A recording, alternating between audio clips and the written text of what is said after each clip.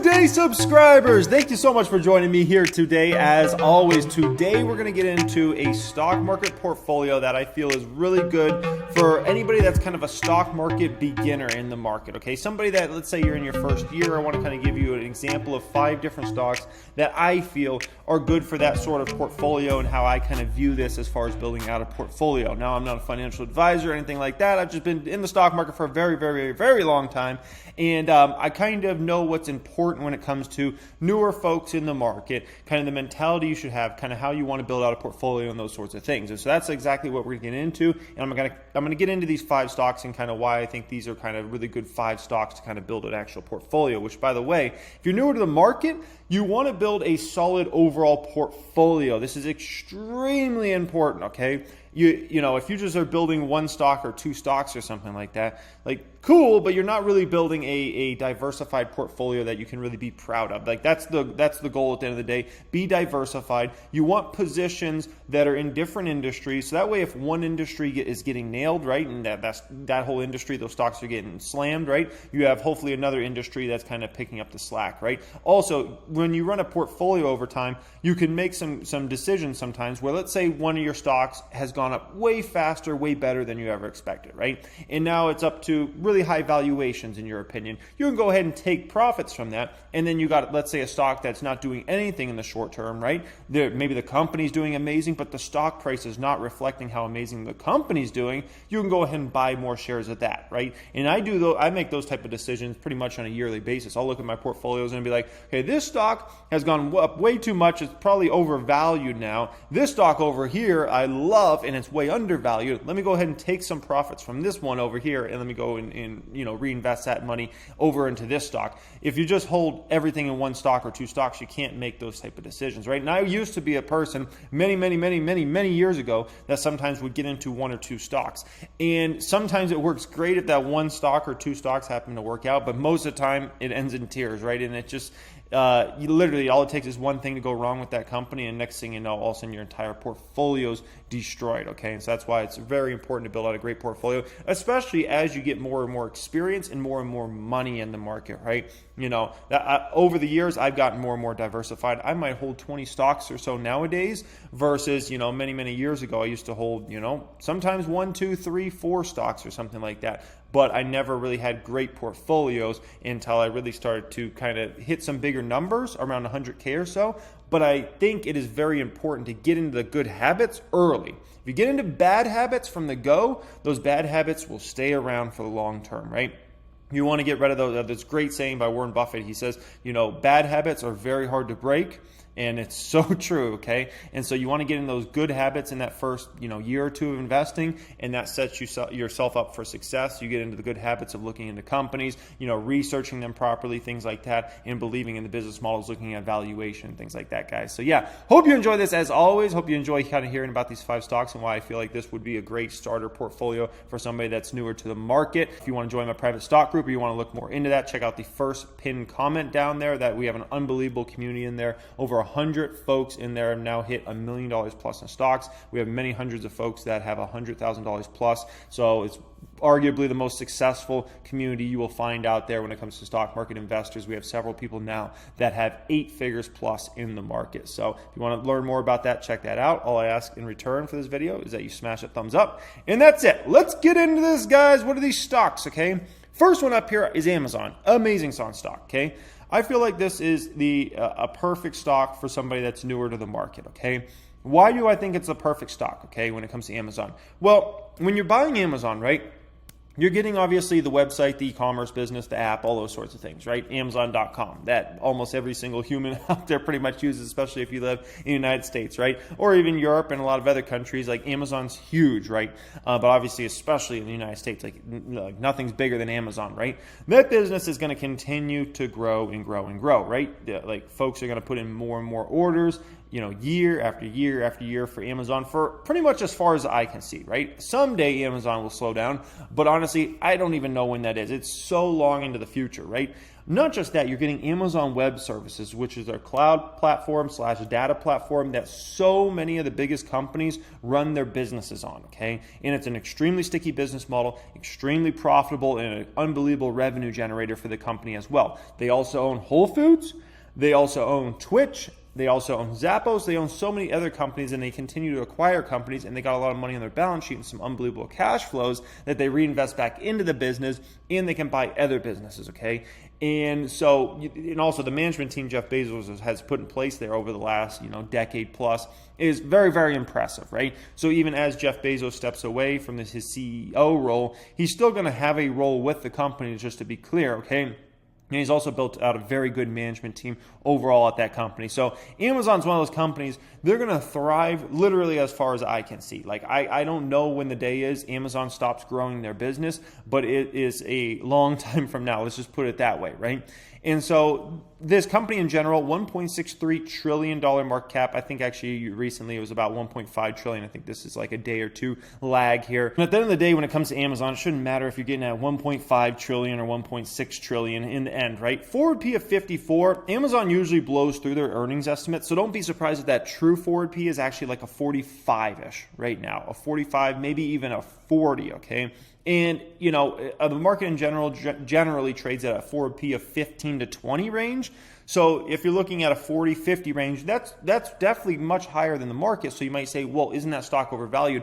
Not when you look at the Amazon's growth that is ahead, right? Amazon's going to likely grow, at a clip of 10% plus revenues for literally as long as the eye can see, like at least for this decade, right? And so when you look at it from that context, it actually doesn't trade that rich, okay? As far as what analysts have for this company, right? Look at this. $41 EPS year ago, expected to have $55.74 EPS. This basically is looking at their profitability, earnings per share, okay? And that's taking into account essentially the net income, right? And if we look here, $55.74, once again, expect it for this year, right? But then next year up to $72 plus. And like I said, Amazon usually, they smash their earnings estimates. So don't be surprised if they come in at $75, $80 of EPS actually in 2022, okay? Very, very important there. If you look at revenue growth, 27% expected in 21, and 2022 expected to have 18.6% revenue growth. Something important to keep in mind when it comes to revenue growth is it seems like almost every year analysts predict that all of a sudden Amazon's going to grow less than 20% revenue, and then they grow more than 20%. And they just consistently find ways to grow that business at a clip of 20% plus when it comes to revenues. So like I said, like as far as I can see, they should grow at 10% plus. It's just a question of how long do they keep up this 20, 30% growth they've had, right? And earnings per share should really start to compound over the next few years. The profitability of the business is amazing, right? So that's the first stock up here. I feel like that's just a phenomenal stock for anybody that's, into stock market for beginners type stuff, looking for those sorts of stocks. I think that's the perfect one to kind of start out a portfolio, okay? That's the first stock up the 5. What's the next stock up here, okay? The FB, Facebook, okay? The second stock I would say is perfect for kind of newer investors to the market. It's been trading at an $800 billion to $900 billion market cap recently, right? Forward P of 27. Now, you know what else Facebook's known for? Blowing through earnings estimates, okay? So that number is actually probably really darn low right now. And this company should grow like Amazon as far as the eye can see. When it comes to Facebook, it's not just the Facebook platform you get. You also get Facebook Messenger. They also own Instagram. They also own WhatsApp. And they also own Oculus, okay? So when you're talking about just an overall beast company, that is the definition of a overall beast company, Facebook. This is not a one-trick pony like when they went public. When they went public, all they had was Facebook, and that was it, right? And then they bought WhatsApp with 1 billion users or so. Instagram's probably grown to 1 billion users or so, right? And then you have Oculus, which is growing revenues at a ridiculous clip right now. They're virtual reality, right? And that's just going to be a huge player in VR and AR for, the next decade plus, right? And so when you look at this company overall, when it's trading at the forward P it's trading at, it's extremely, extremely undervalued, needless to say.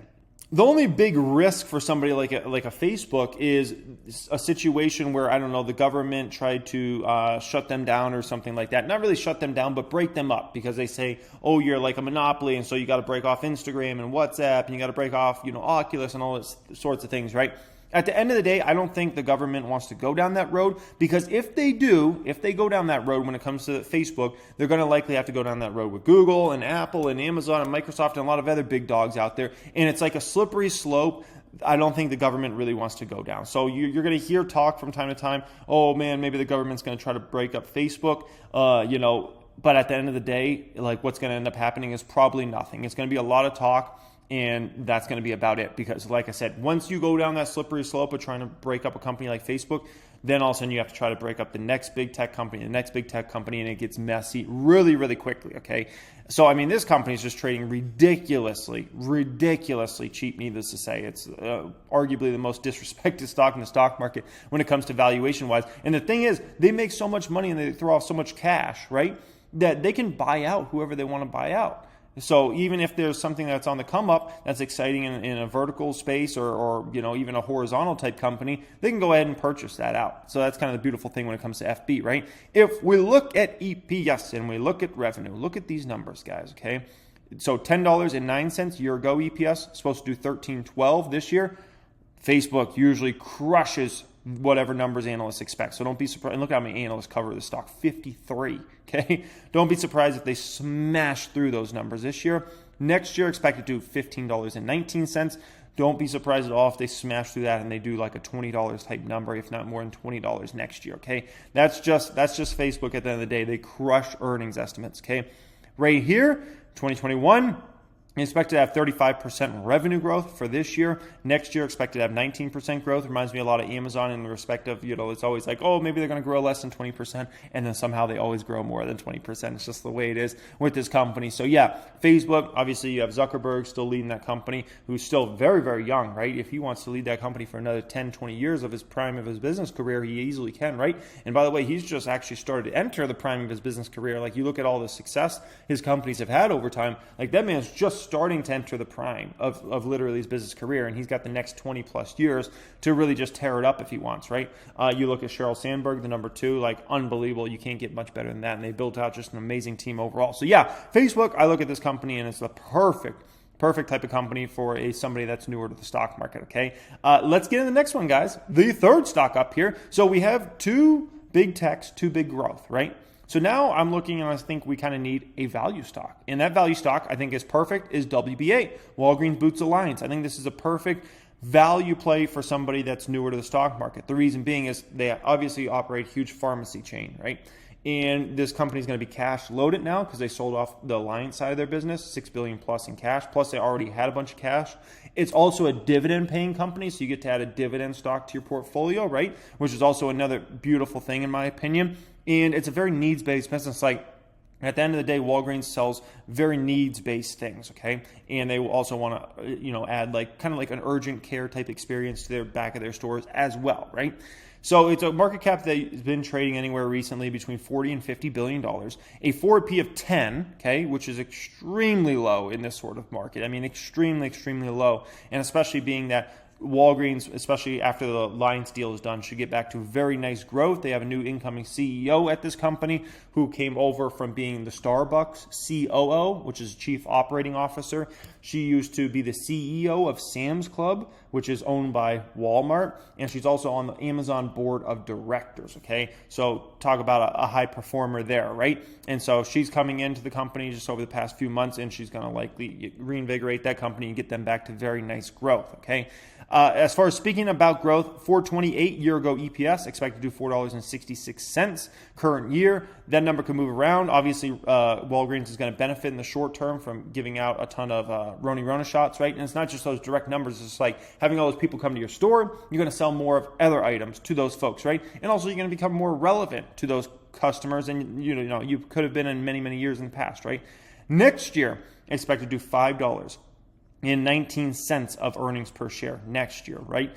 And if we look at revenue-wise, the 6% decline this year is because they're going to sell off the Alliance side of their business, right? So that's why you see a decline there. But next year, once they kind of lap all those numbers, expected to have 4.5% revenue growth. So Walgreens is not a knock your socks off type unbelievable growth stock like, you know, a Facebook is, or an Amazon is, or maybe some of these other stocks we'll get into. But if you're going to build a truly great portfolio, you've got to have a mix of some of those phenomenal growth companies with some values, with some divs, with something that even has higher upside, right? That's a truly great portfolio in the end to me, is when you can kind of match a little bit of everything in there, and you have the best of everything. You have the best of value, you have the best of divs, you have the best of value plays and growth stocks and things like that, right? That's where it gets magical, and you truly build a great portfolio, okay? Let's get into the next stock up here, and that is going to be Alphabet, Google, McDougal, okay? I think this is another perfect stock for somebody that's newer to the stock market, okay? When it comes to Google, I mean, my gosh, what do they not own, okay? So Google search, obviously, dominant search provider in the world, right? I pretty much still use Google search on an everyday basis, right?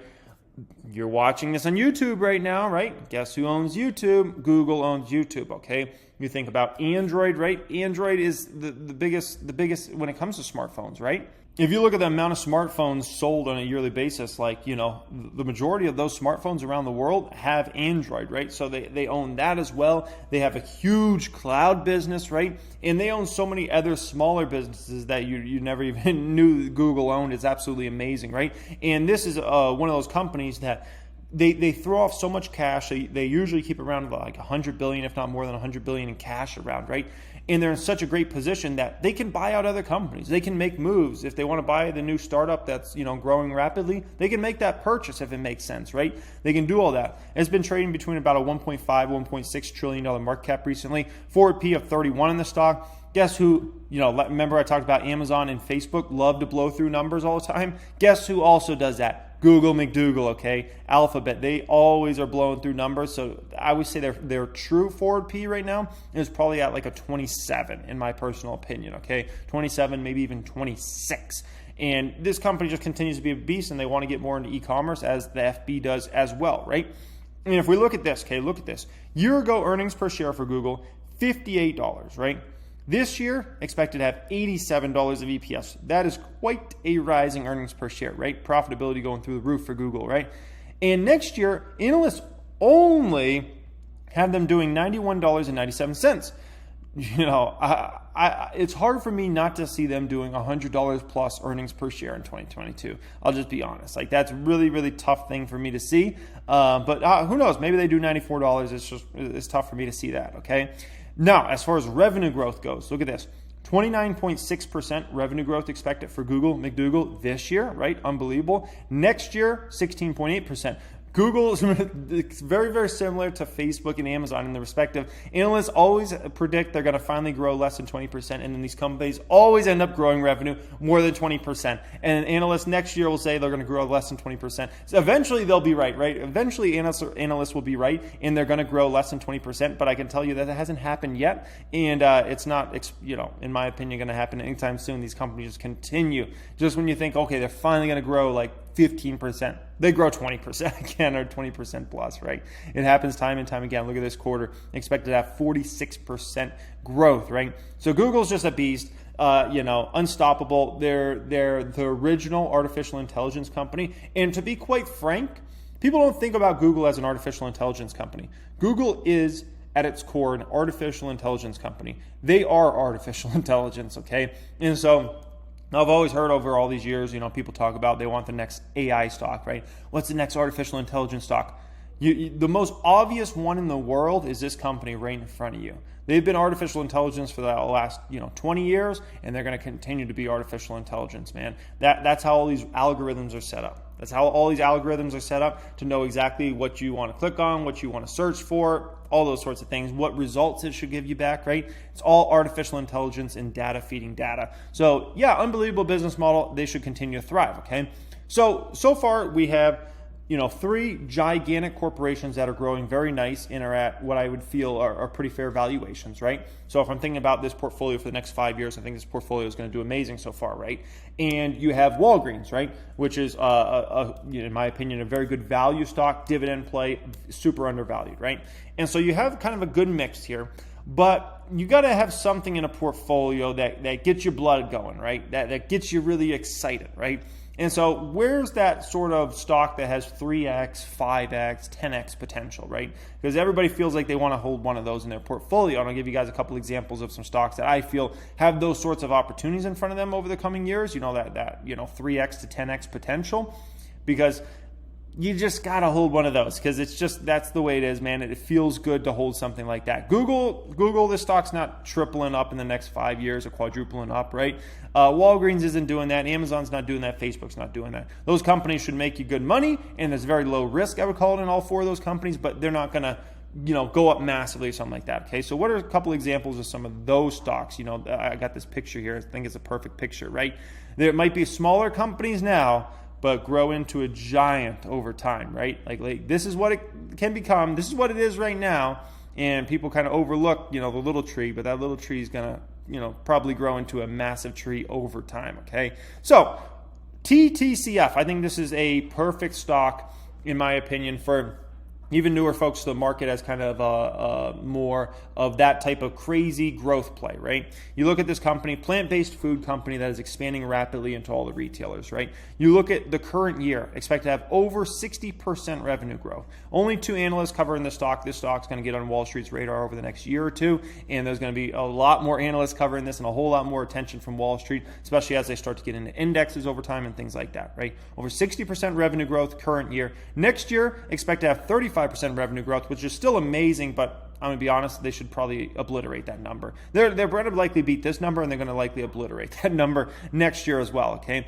Expected to have a huge increase to profitability next year, which is going to be huge for getting on Wall Street's radar as well. And so I look at this stock, and it just feels like the perfect sort of stock if you want to hold a stock that has huge potential, right? Maybe it has a little more risk, but at the end of the day, this is a food company. It's not like some sort of tech company that's relying on one customer. Like Tattoo Chef, they're already getting into all the Target stores. They're getting into Walmart, Sam's Club, Costco, the grocery stores over the next 12 to 18 months, right? And so it doesn't make sense that they would ever lose customers because their products sell ridiculously well. Target said it's the best frozen food product launch they've ever had, right? It doesn't make sense for any retailer to just kick them out. But let's just say hypothetically something went bad with the relationship. They got a bunch of other customers out there that they do business with, so it doesn't even really matter, right? So yeah, Tattoo Chef is just a really, really exciting stock for the next 5+ years, in my opinion, okay? And if you want another example of that tree there that could potentially grow, okay? Tree, no pun intended, is the planet, okay? And this company, basically, they have, dispensaries, but these aren't just dispensaries. It's like Disneyland of, the Jack Jackson space. Unbelievable store in Vegas here, as well as another smaller format store. They got a store opening in Orange County, which is going to be massive and do crazy business, in my opinion. That store is going to be about 10 minutes away from Disneyland, and that's another one of those stocks that just has, a lot of, exciting things going forward, moving forward. They'll likely grow revenues over 100% this year, and revenues probably 50% plus next year, okay? So anyways, hope you guys enjoyed this video. As always, if you want to take your investing to the next level, you want to learn directly from me, be part of the private stock group, be part of that private Discord chat that has some of the best investors I've ever seen as part of it. Check out the first pinned comment down there. If you want to join our value email